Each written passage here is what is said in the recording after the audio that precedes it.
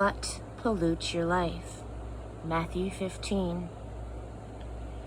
After that, Pharisee and religion scholars came to Jesus all the way from Jerusalem, criticizing, "Why do your disciples play fast and loose with the rules?" But Jesus put it right back on them. "Why do you use your rules to play fast and loose with God's commands?" God clearly says, "Respect your father and mother, and anyone denouncing father or mother should be killed." But you weasel around that by saying, "Whoever wants to can say to father and mother, 'What I owed you I've given to God.' That can hardly be called respecting a parent.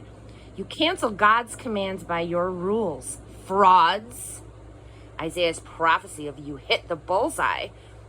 These people make a big show of saying the right thing, but their heart is not in it.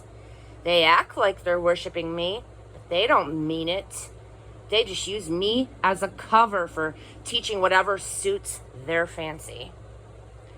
He then called the crowd together and said, "Listen and take this to heart. It's not what you swallow that pollutes your life, but what you vomit up." Later, his disciples came and told him, "Did you know how upset the Pharisees were when they heard what you said?" Jesus shrugged it off. "Every tree that was not planted by my Father in heaven will be pulled up by its roots. Forget them. They're just blind men leading blind men. When a blind man leads a blind man, they both end up in the ditch." Peter said, "I don't get it. Put it in plain language." Jesus replied, "You too? Are you being willfully stupid? Don't you know that anything that is swallowed works its way through the intestines and is finally defecated? But what comes up out of the mouth gets its start in the heart.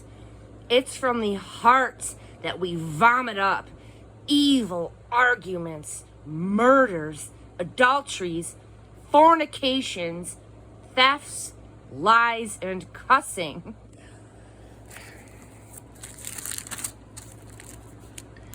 That is what pollutes.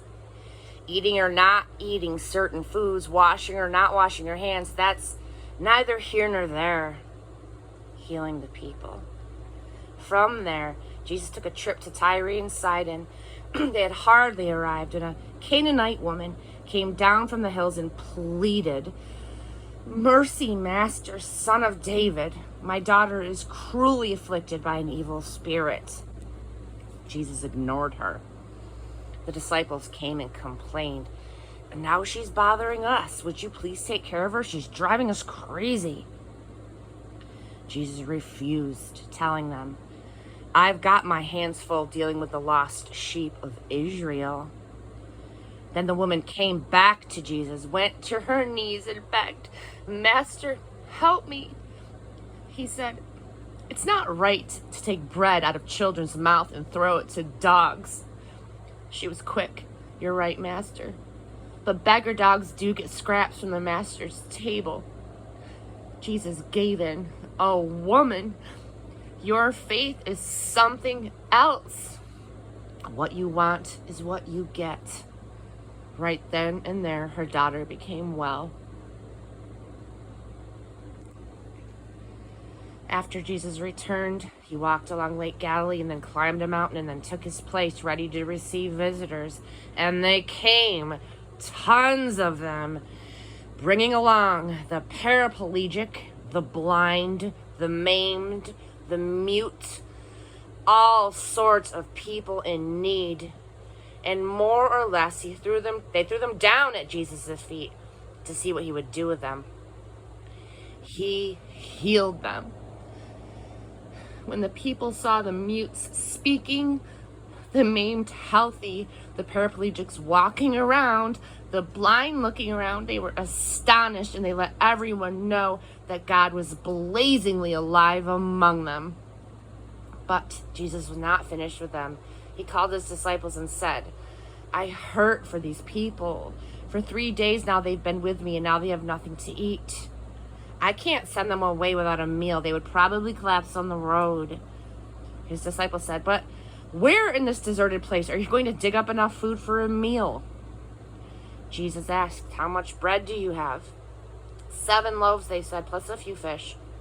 At that, Jesus directed the people to sit down. He took the 7 loaves and the fish. After giving thanks, he divided it up and gave it to the people. Everyone ate.